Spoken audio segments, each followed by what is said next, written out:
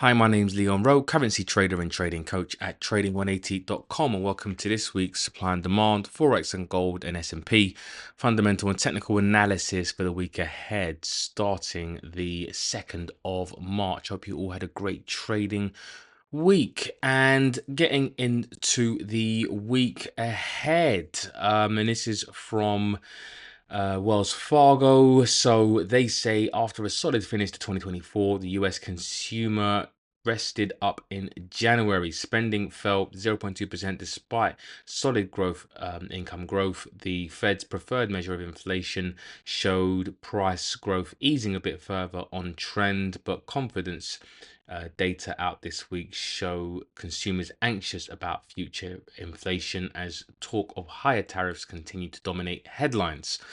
This week saw the release of a variety of GDP growth data from global economies.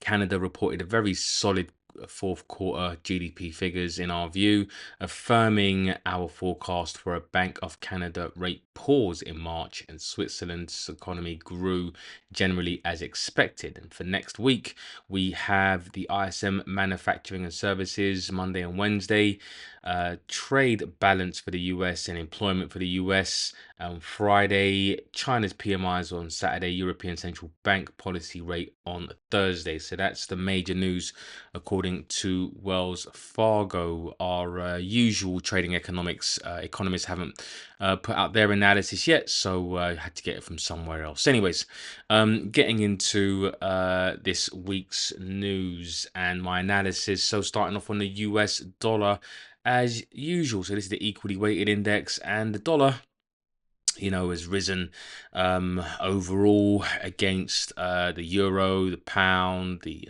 yen, the CAD, the Australian dollar, the New Zealand dollar, and the Swiss franc, right? So if you want to know more about the equally weighted index, I'll put a link in the description box below or to the top right hand side of the screen. But this is what I use to kind of determine overall dollar strength and weakness from a technical analysis perspective. And looking for buying opportunities. But yeah, we had some decent news out for the dollar, but there are kind of warning signs really on the horizon. It says here that a string of US data showing resurgent inflation and slowing activity is stoking fears the world's biggest economy could be heading towards a period of stagflation. And for those of you who don't know what stagflation is, it's basically when you have a rising or sticky inflation and a contracting economy, which isn't good for a central bank. So it says here, consumer spending fell by the most in nearly 4 years in January after a robust holiday season. Americans are growing more pessimistic about the economic outlook, and companies are warning of higher prices in the wake of the Trump administration's aggressive tariff policy. Economists caution against making too much of 1 month's data, especially when skewed by factors like freezing weather. But should the risk of stagflation, or when an economy faces both tepid growth and elevated inflation, turn to reality over the coming months, the Federal Reserve would face a tough choice between supporting the labor market or finishing its years-long inflation fight. So there's a slight smell of stagflation in the air, says Gregory Dacko, chief economist for EY, but we're not there yet, in his opinion. So the rumors are starting to, swirl a little bit. Possible stagflation. We've got the Doge, the Department for Government Efficiency, making, I guess, government worker cuts, and that may start to have an effect on the jobs market. So, coming up. So at the moment, for me, the dollar, although I still think it's a buy currently, it's a very cautious buy, really, on some deeper pullbacks.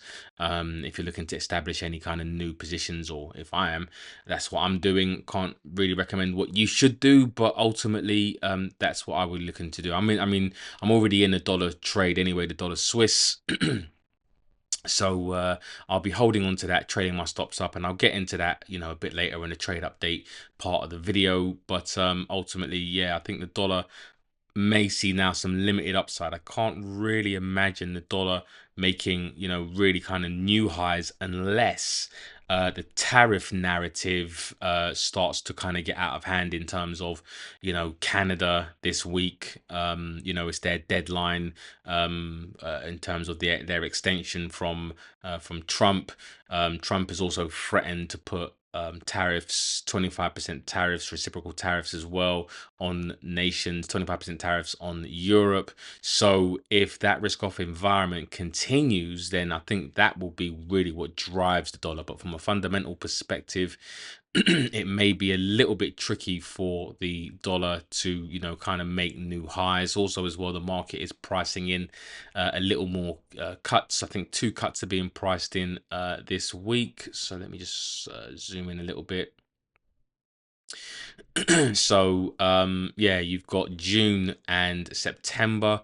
So yeah, cuts may start to well, they're designed to really devalue the currency, and the more cuts that are being priced in, the more the currency is likely to devalue. It not saying that exactly it will. It also compares to what other central banks are doing with their currencies, but ultimately, I still think that the Fed are in a bit of the driving seat, but cracks really are starting to show economically, and maybe more uncertainty. But again, in the short term, tariffs are probably going to drive the dollar. So I think any pullback should be really buying opportunities.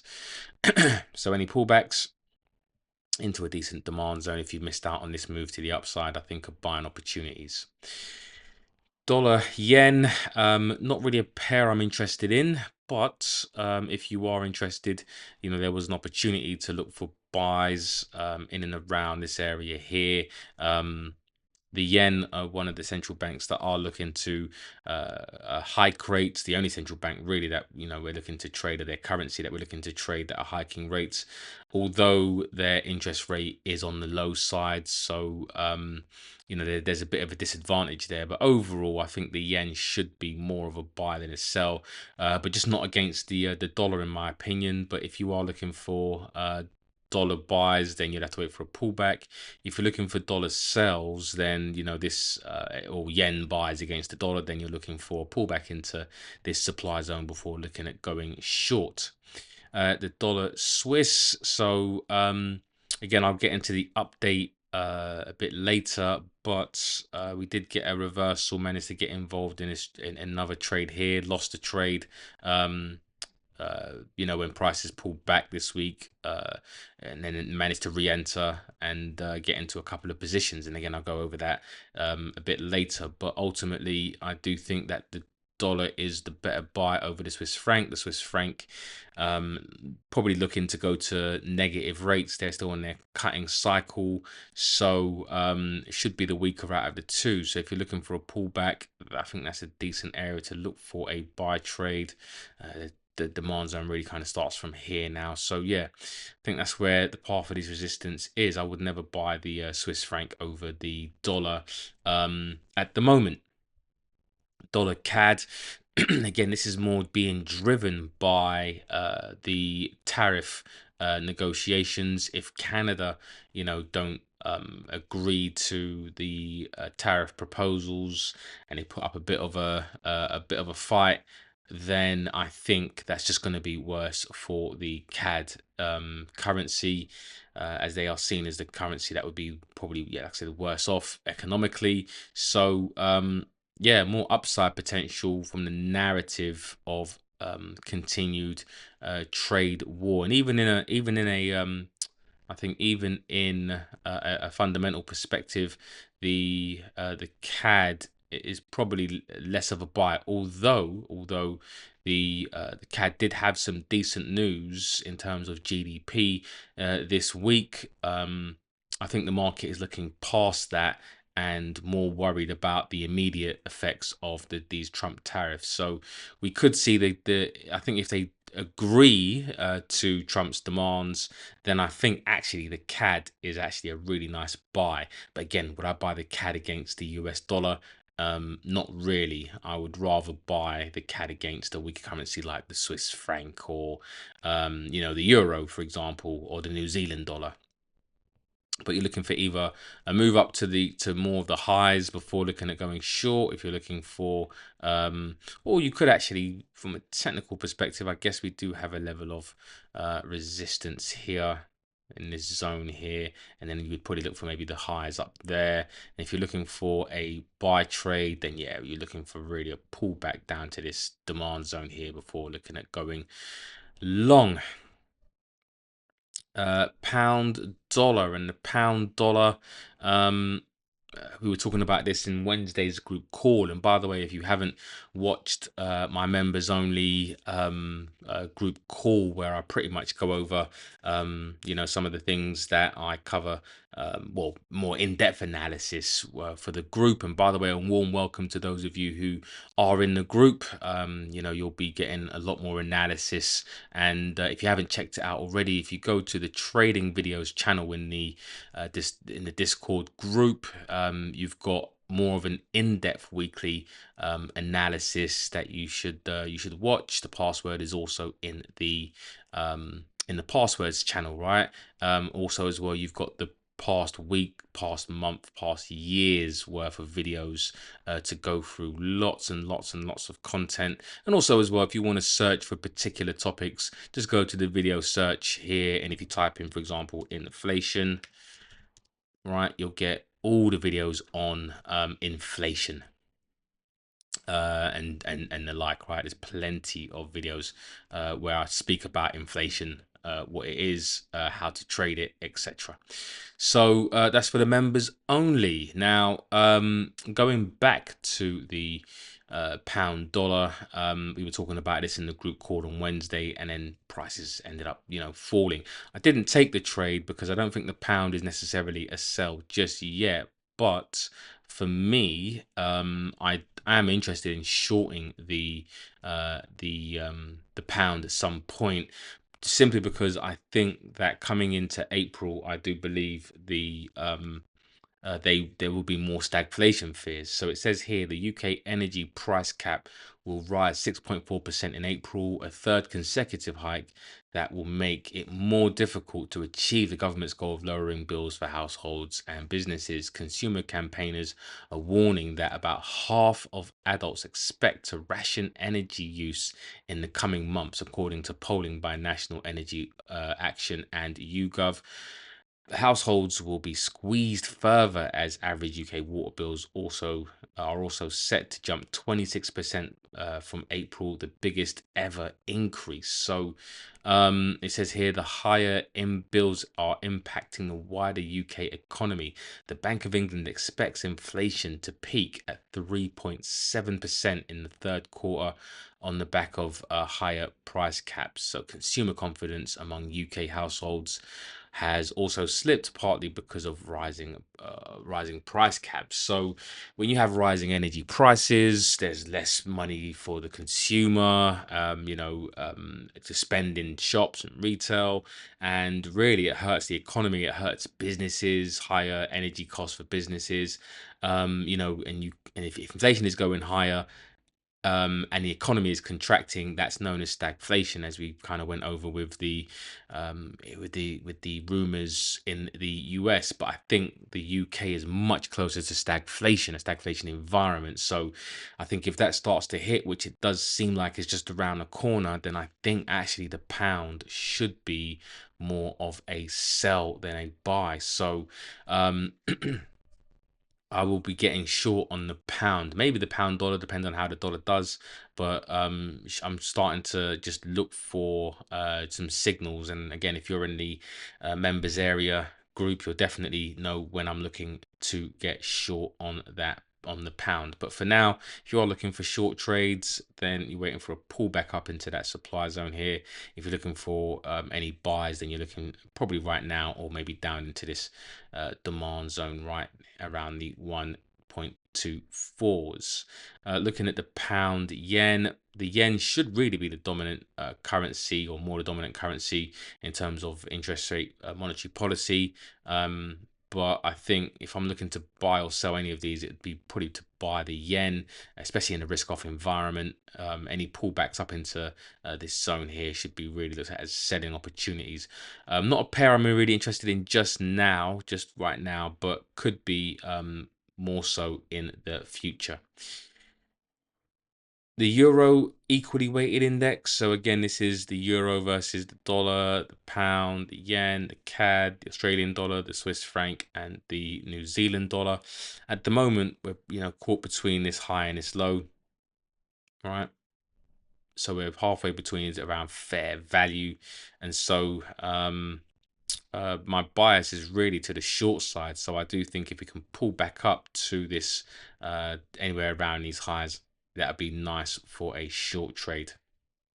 The euro fundamentally is still, in my book, a bit more of a sell. It says here, officials have repeatedly described growth risks as tilted to the downside, citing geopolitics, fiscal concerns, and trade friction. With price pressures continuing to abate, they argued at their January meeting rates should fall further towards neutral levels, which the ECB puts at 1.75% to 2.25%. About two-thirds of analysts expect the ECB to already next week drop language in its statement calling policy restrictive, but more than 90% of those don't anticipate officials characterizing settings as neutral amid concerns that would fuel speculation over whether rates had already reached a floor. So, yeah, I think the ECB is probably a little bit more on the dovish side. It says here as well that it will be a challenge to President Christine Lagarde to balance different views within the governing council when commenting on prospects for further rate cuts, says Jussi Hiljanen, head of macro and fixed income research at SEB. Therefore, she'll stick to a data-dependent approach with no pre-commitments. I think that the eurozone has a lot more going against it than for it. So, from a fundamental perspective, tariffs, obviously, uncertainty in the German government. The economy isn't doing great, stagflation fears potentially. So, yeah, for me, euro overall should be more of a sell. So, when we look at the euro dollar, this is exactly what we're seeing. There wasn't really a stop hunt that occurred. I was probably expecting a bit of one, but it didn't happen. Sometimes it doesn't, right? But I wasn't. If it happened, then I probably would have entered into a position, but I just couldn't bring myself to buy a trade or buy a level that had been touched several times. Now, some traders in the group did that and they made some money. Great for them.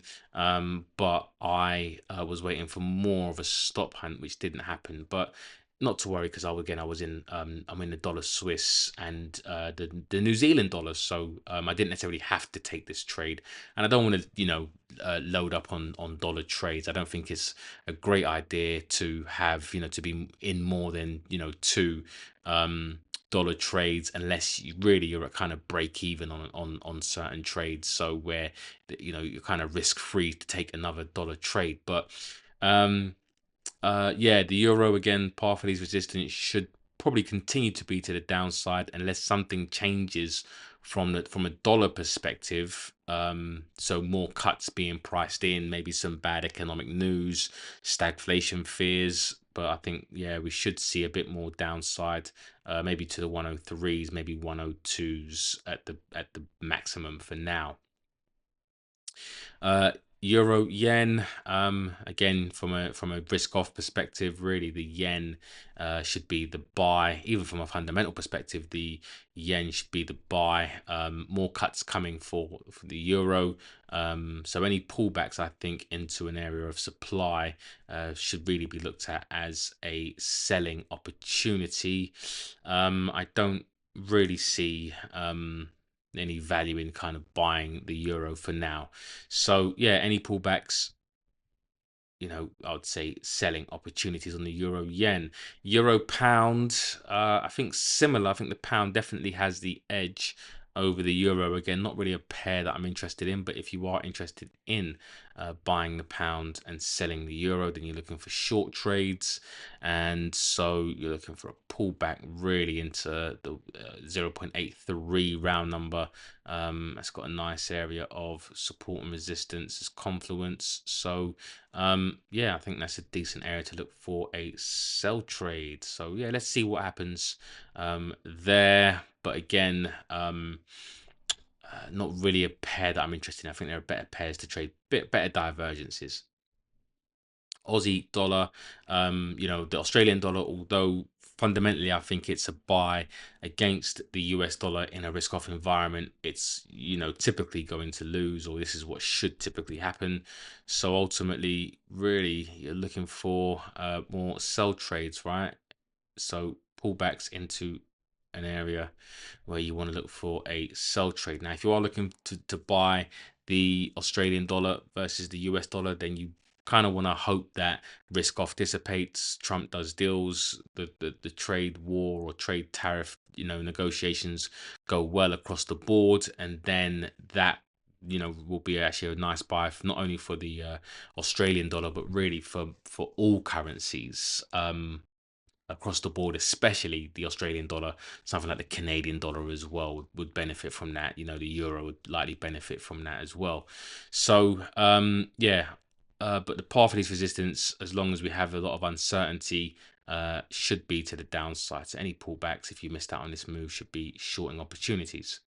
Looking at gold, and gold in a risk-off environment should, make, continue to make highs. I think the money's really been made in terms of, anyone who's been, all the institutions that have been buying from here.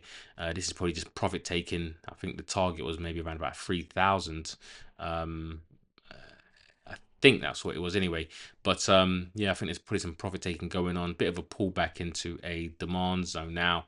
I'm cautious of buying here because whenever you get a large move like this with really no major pullback, you typically will get a big pullback, right? So I would look for buys on gold really down at the 267s right there. The only time I would maybe look for a trade if this made maybe a higher high up to the 3000s, then I would wait for a pullback down into that zone there, right? But I think the first pullback after a really strong move, especially when there's really no reason to kind of to sell gold, and every reason to buy gold. I think there may be a lot. Maybe traders might get caught out, maybe stop hunted around here, and then it kind of comes down to here. But what do I know? Maybe, maybe not. All I can do is just say it's an if-then scenario, right? If this happens, then I'll buy.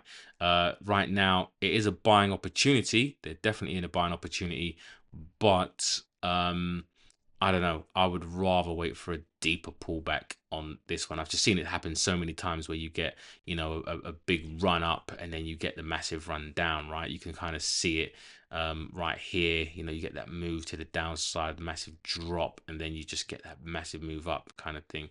Massive move up to the upside with no real pullback, and then you get that drop. So we've had this move to the upside, and I'm expecting a bigger drop. If it doesn't happen, it doesn't happen, right? What can we do? But I would rather look for trades down in this area before looking at going long. S&P 500. I do think the path of these resistance is to the upside. I know traders and there's talk of the S&P being, of course, overbought. It's expensive, due a correction, risk off, but also remember that if the Fed are cutting rates, right? So this is the Fed Watch tool. This is the SOFR watch. And if the Fed are cutting rates in June, this was priced in right now, looking to cut. And again, in a rate cutting cycle, which they are in, the S&Ps and stock markets typically do well in a rate cutting cycle. So for me, I think the path of resistance is still to the upside. Now, where that upside is going to reverse from, again, nobody knows, right? You have to just if you see an entry, then you take it, right? But for me, I think if prices do move down to around this area, I think that's a decent area to the 5,800s, 5,770s. Then I think that's a decent area to look to try to take a long trade, especially like as I said, if there are more cuts from the Fed being priced in. So if you are looking for sells though, a sell trade, then you can look for a sell trade right there as prices come back up. Yeah, and try and trade it to the downside. But my overall bias is still to the upside. The deeper the pullback, the cheaper, the better the discount, right? So that's pretty much where uh, my bias is. And so looking at the trade updates now. So trade update on the New Zealand dollar, US dollar. Again, you can look at the analysis from last week and entries and how I entered and things like that. But yeah, so basically the New Zealand dollar, US dollar, my fundamental bias was to buy the US dollar and sell the New Zealand dollar. And basically we prices ended up reaching about 5.2, 5.3 to 1. And this is where I actually took the majority of my profits. So I'd already profited a 1-to-1 because I entered into two positions up here, right? It was around here, right? So when prices came back, I ended up taking two positions, or was it three positions? I think it might have been three positions, matter of fact. Two off, and then I was swing trading this one to the downside. And as you can see, prices pretty much hit not necessarily my overall target, but I was saying to the guys in the group that whenever you see a move like this, where you have the move kind of move all the way to the downside, these moves are not necessarily sustainable. And so I prefer the market to kind of make lower highs, lower lows, gradual lower highs, lower lows, right? Like this, kind of do something like that. And if prices were doing something like that, then I would likely continue holding to my final 80% target, 80% of the range of the auction from the low to the high. But as we saw this quite parabolic drop, I ended up taking profits right at these lows because I was expecting maybe some sort of pullback eventually. So I took the majority of profits off, 80% off, and I've only got 20% profits just to kind of swing trade. I've also trailed my stop down to around, I think, just above the 0.57 area as well on this. So this is all a profitable trade and some good risk reward on that. And if this continues to go further on risk off, then brilliant. I'll just keep trailing my stop down now and see how far this can go. Now the dollar Swiss, so two trades updates. So the first one was from last week, and I ended up getting again making profit on one of my positions, got triggered into four positions, took profit on one position at a 1-to-1, had three open, and then those three uh, positions ended up being stopped out on the Tuesday. And then I was saying to the guys in the private group, no worries, I'm going to get in and go long because nothing had really changed from a fundamental perspective. Buying the dollar, the Swiss franc. Of course, it was always a gamble as well because we did have data coming out for the dollar, which could go against the dollar, which could have gone against the dollar, but overall it didn't. And so my entry again on the second position was here. I had again three pending orders, ended up being triggered into one. It didn't trigger me into this position here, but ended up getting into two positions, and then I ended up getting a 1-to-1 on this entry right here. Right, 1 second. So 1-to-1 on this entry right there, and then so that was the 1-to-1 when it reached. Let me just delete this. When it reached here, that was the 1-to-1. And then on the actual market order, I am up now 155 to 1. So I'm trying to hold this trade for as long as I can, maybe up to these 80% highs. But also as well, I have trailed my stop now, so I've locked in profits. So my stop loss now is just below here. So I think it's at around 89.60s or 89.70s, somewhere around here. Yeah, about 15 pips. Yeah, I think it was about 89.65. I think that was where it was. So my stop loss is there, so I can't lose now. In fact, I've locked in a small bit of profit on that trade, and I'll just continue to swing trade up as if prices go higher. If it pulls back and stops me out, then that's still a profitable trade. But also as well, I've won the second trade. So yeah, overall dollar Swiss profitable, right? So that's some decent trading this week. Also, as well, a new trade which was profitable. So I ended up buying the Australian dollar versus the New Zealand dollar, and ended up getting triggered into 4 positions. So my entry was here. Stop loss was down at the 101.1055 area, 54, and as prices came down around here, one sec, let me just reset the price scale. Yeah, as prices came down, triggered me into all 4 positions. That can be a bit scary, right? Because you're thinking, oh my days, I'm going to lose all 4 positions. But if you're right about the trade, then you can really buy for cheaper, right? And that's basically what happened. So as prices came down to there, basically I could then make some profit as prices went to the upside. So overall, I ended up I'm making profit a 1-to-1 on 2 positions, one that one there, and then that one there, a nice 1-to-1, and then I'm now in 2 positions, which are going to be that one and the original entry, and so those are doing okay at the moment, not fantastic.